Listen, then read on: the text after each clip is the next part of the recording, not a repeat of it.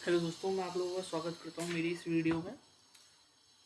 आज हम लोग करने वाले हैं गेट का 2006 का आरसीसी का क्वेश्चन है ये अपना। देखते हैं, सबसे पहले क्वेश्चन पढ़ लेते हैं। ये क्या नाम है, एक ही क्वेश्चन के अंदर मतलब दो क्वेश्चन है लेकिन डाटा सेम है दोनों क्वेश्चन का। मतलब कंप्रेंशन आता है ना, कंप्रेंशन टाइप का मान लो इसे। In this design of beam for the limit state of collapse in the flexure as per IS 456। सबसे पहली बात तो LSM से करना है इसको। Let the maximum strain in concrete be limited to 0.0025 in place of 0.0035। देखो मैं आपको बताता हूँ कैसे होता है ये सबसे पहले तो देखो, ये हमारा डायग्राम बना लेते हैं हम।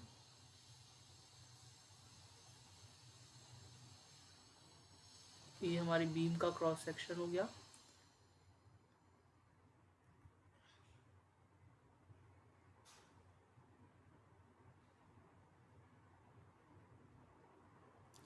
ये हमारी बीम का क्रॉस सेक्शन हो गया। अब क्या होता है इसमें जो दिया गया है, देखो मैं क्वेश्चन बता देता हूँ आपको। क्वेश्चन में दिया गया है,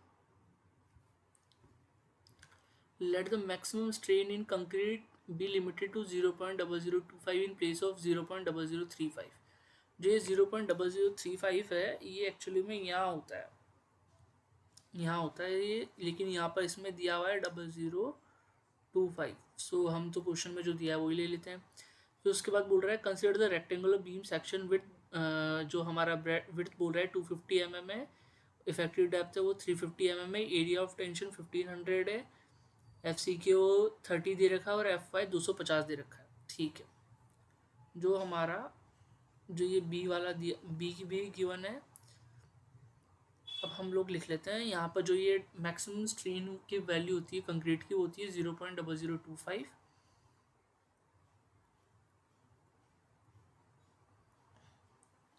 और जो टॉप से न्यूट्रल एक्सेस की डिस्टेंस होती है वो होती है XU।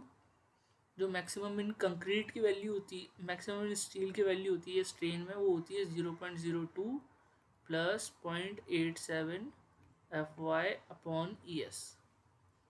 ठीक है, क्वेश्चन थोड़ा सा जल्दी जल्दी कर लेते हैं अपन। तो ये हमारा क्या हो गया, ये हमें एक्चुअल लिमिटिंग निकालने के लिए बोल रहा है क्वेश्चन में। The depth of neutral axis for the balance section, यानी कि एक्चुअल लिमिटिंग। अब हमें एक्चुअल लिमिटिंग का वैल्यू पहले याद था कि कितना होता था, XU लिमिटिंग अपॉन D। जो हमारा 250 के केस में होता था वो होता था 0.53। इसका एक फॉर्मूला होता है निकालने का एक्चुअल लिमिटिंग। आप लोगों को याद हो तो 700 अपॉन 1100 प्लस 0.87 FY, वो जो फॉर्मूला होता था उससे क्या नाम है एक्चुअल लिमिटिंग का ये आ जाता है term.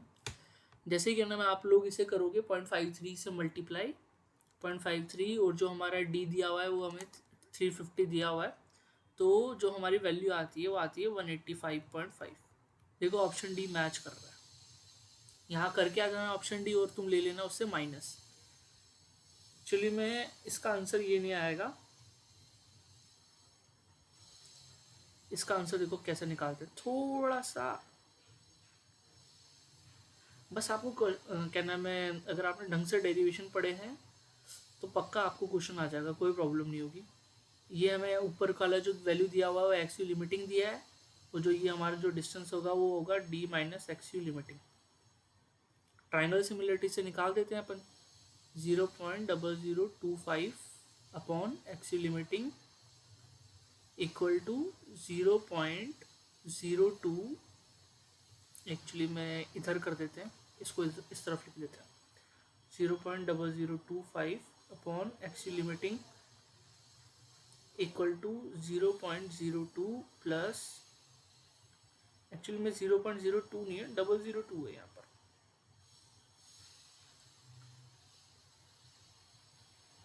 0.002 plus 0.87 FY upon ES। तुम जैसे ही इस वाली चीज़ को सॉल्व करोगे, इसमें वैल्यू डालोगे और ये जो ट्राइंगल सिमिलरिटी से आएगा D अपॉन XU लिमिटिंग। देखो मैं बता देता हूँ, D अपॉन XU लिमिटिंग जब तुम उसको पूरा कैलकुलेशन करके रख लोगे तो तुम्हारे पास जो उसका वैल्यू आएगा वो आएगा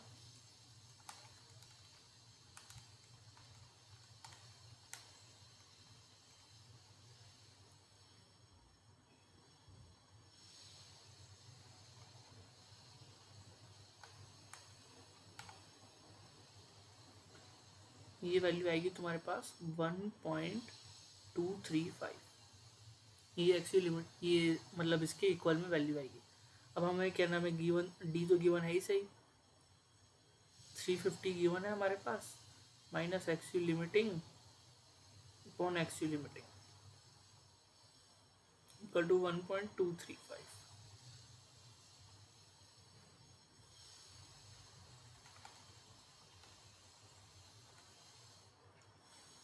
तो जैसे तुम ये इक्वेशन वगैरह सॉल्व करोगे तो तुम्हारी जो एक्स यू लिमिटिंग की वैल्यू आएगी वो आएगी 156.599, जो कि तुम्हारा बी ऑप्शन मैच कर जाएगा।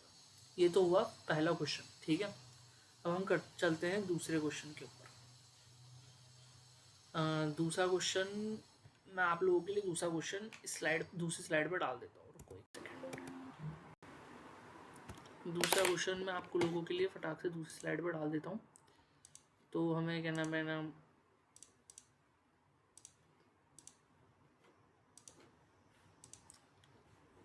करने की ज़रूरत नहीं पड़ेगी, ठीक। देखते हैं। अब हमारा जो दूसरा क्वेश्चन बोल रहा है वो बोल रहा है at the limit state of collapse in fracture the force acting on the compression zone of the section.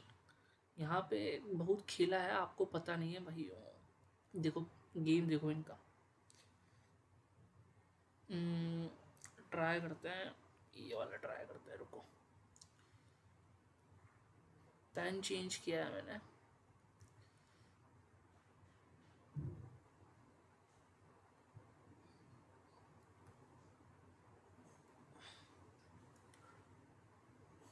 ये तो स्ट्रेन डायग्राम हो गया और ये है स्ट्रेस डायग्राम, पार्शली रेक्टेंगल और पार्शली पैराबोलिक। एक सेकेंड यार, थोड़ा अच्छे से बना देते हैं।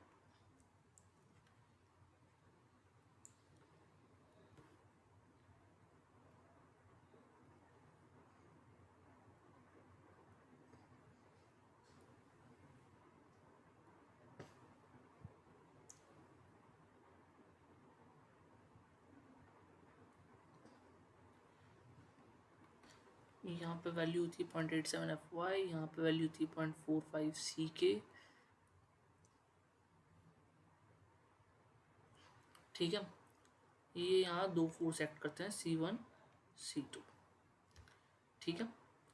अभी अब हम यहाँ पर लिखते हैं, यहाँ का जो वैल्यू होता है वो आप लोगों ने लिख लिया था 0.002 प्लस 0.87 FY अपॉन ES।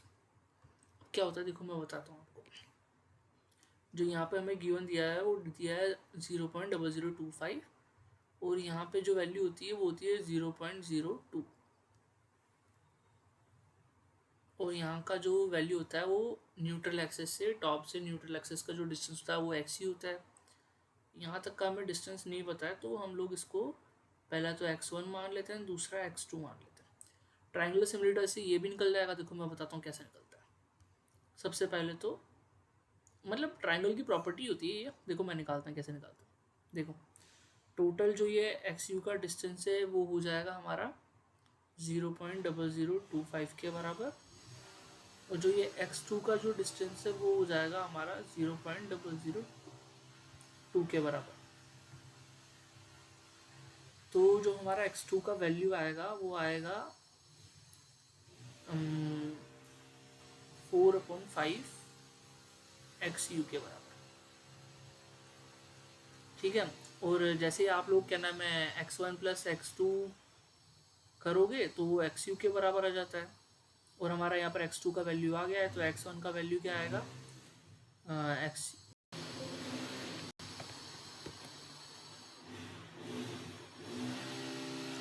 तो जो हमारा XU का वैल्यू आएगा वो आएगा XU माइनस, अरे एक सेकेंड यार,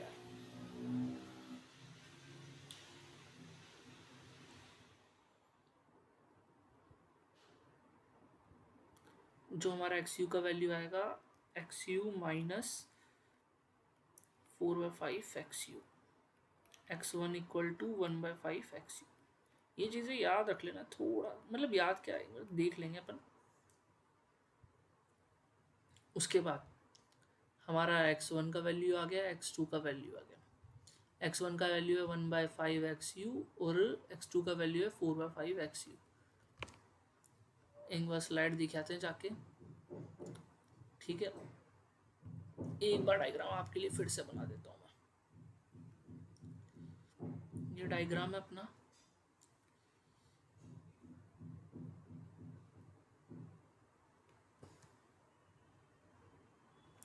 जो डी डेप्थ दिया हुआ है, ये बी दिया हुआ है। देखो पूरा डेरिवेशन आ गया आप लोगों के लिए, पूरा डेरिवेशन करके बता रहा हूँ मैं। गेट के क्वेश्चन बिना डेरिवेशन के सॉल्व होने में प्रॉब्लम लेते ही लेते हैं। अगर आप लोगों ने बिना डेरिवेशन के पढ़ा है तो कट ऑफ भी बहुत मुश्किल से क्लियर होगी। कट ऑफ क्लियर तो हो ही जाती है।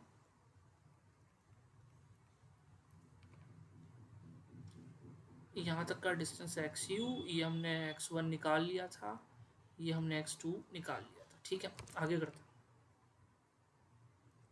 जो हमारा C1 का वैल्यू, जो C2 और C1 का वैल्यू आया था, देखो क्या होता है। ये देखो यहाँ से इसको ऐसे मान लो, ठीक है। पहले तो इसका एरिया निकालेंगे हम, फिर उसके बाद इसका एरिया निकालेंगे। पहला एरिया क्या होता है हमारा, C1 का पॉइंट, यहाँ जो वैल्यू होती है 4/5 FC के। सबसे पहले तो रेक्टेंगल है ये, तो रेक्टेंगल का एरिया होता है 0.45 FC के बी इंटू जो इसका डिस्टेंस है x1 का डिस्टेंस कितना है 1/5 एक्स यू। तो जो C2 का वैल्यू आएगा वो आएगा, मैं आप लोगों को कैलकुलेट करके बताता हूँ, 0.45 डिवाइड बाई 5। तो जो इसका पहला C2 का वैल्यू आ रहा है वो आ रहा है 0.09 FC के बी एक्स यू। अब हम निकाल लेते हैं C1 का वैल्यू। C1 में क्या है, पैराबोला है ये पैराबोला है ये अरे यार आप एक सेकेंड, डायग्राम थोड़ा अजीब बन गया। मैं आप लोगों के लिए डायग्राम फिर से बना देता हूँ। ये तो रेक्टेंगल हो गया और ये पार्शली पैराबोला हो गया, ठीक है। पैराबोला का फॉर्मूला होता है 0.45 FC के, पहले तो हमें क्या नाम है इसके, जो हमारा C1 है ये तो हमारा क्या नाम है कंप्रेसिव स्ट्रेंथ तो निकाल रहे हैं अपन। तो कंप्रेशन स्ट्रेंथ के लिए क्या नाम है, सबसे पहले तो स्ट्रेस आ जाएगा, स्ट्रेस इंटू एरिया कर देंगे। जो एरिया होता है वो होता है 2/3 बी इंटू जो हमारा x2 का डिस्टेंस कितना दे रखा है 4/5 एक्स यू। जो C1 का वैल्यू आएगा कैलकुलेट करो, 0.4524 डिवाइड बाई 5 डिवाइड बाई 3। जो हमारा C1 का वैल्यू आएगा वो आएगा 0.24 FC के बी एक्स यू, ठीक है। ये हमारा C1 और C2 का वैल्यू आ गया। देखो अब C1 plus C2 equal to, तो हम इन दोनों को ऐड कर लेंगे। तो जब हमारा ऐड करने पे जो वैल्यू आ रही है C1 और C2 की 0.33 FC के बी एक्स यू। एक्चुअली में वो हमें यही फाइंड करने के लिए बोल रहा है, ठीक है। बट हमारे पास इसमें एक्स यू अननोन है, तो एक्स यू निकालेंगे हम। देखो एक्स यू के लिए वहाँ पर डाटा दिया हुआ है। देखो अब मैं पूरा डाटा लिख लेता हूँ आपके लिए, क्वेश्चन से, क्वेश्चन का पूरा डाटा लिख के ले आता है पर। तो हमें क्या नाम है उसने दिया हुआ है, विड्थ दी हुई है 250, इफेक्टिव डेप्थ दी है 350, एरिया ऑफ टेंशन दिया है 1500, एरिया ऑफ टेंशन दिया है 1500, एफ सी के एफ वाई सब कुछ दिया हुआ है। देखो वो जो पहला वाला क्वेश्चन था उसमें एक्स यू जो निकला था वो अलग था, ये वाला क्वेश्चन है वो एक्स यू अलग है। उसमें बैलेंस के लिए पूछ रहा था, इसमें क्या नाम है ये कंप्रेशन जोन के लिए पूछ रहा है। देखो अब मैं कैसे निकालते हैं इसको। तो आप लोगों को याद ही होगा C इक्वल टू टी कर देते हैं अपन। तो हमें यहाँ पर C की वैल्यू तो पता है 0.33 एफ सी के b x u equal to 0.87 f y a s T.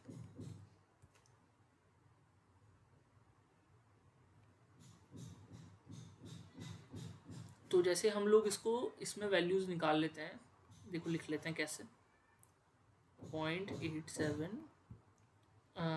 F Y की वैल्यू कितनी थी हमारे पास 250, ए एस टी की वैल्यू है हमारे पास 1500 डिवाइड बाय 0.33, एफ सी के की वैल्यू है 30, बी की वैल्यू है 250। तो जैसे ही हम लोग इसमें एक्स यू की वैल्यू निकालते हैं वो आएगी 0.87 250 इंटू 1500 डिवाइड बाय 0.33 30 250।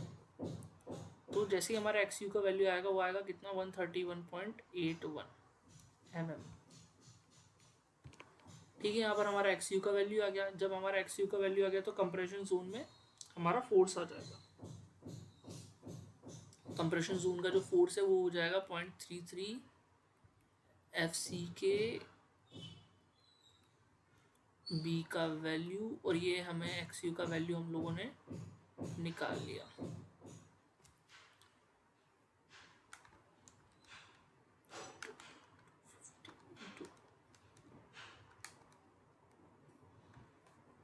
तो जो हमारा सी का वैल्यू आ रहा है 326.229 किलो न्यूटन। देख लो हमारा क्या नाम है, ए ऑप्शन मैच कर रहा है। आ गया।